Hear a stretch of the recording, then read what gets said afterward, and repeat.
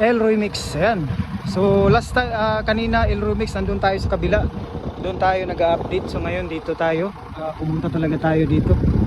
Ayan, so itong dike project dito, mali, I think nasa 200 meters. So yung may mga nipa dyan, mga kabakawan dyan, talagang magdugtong yan dun sa kabilang dike, no? Ayan, so ito na ang update dito ngayon sa Davao River. So diretso ito sa ilalim ng tulay, no, ng Bukana Bridge, El Remix.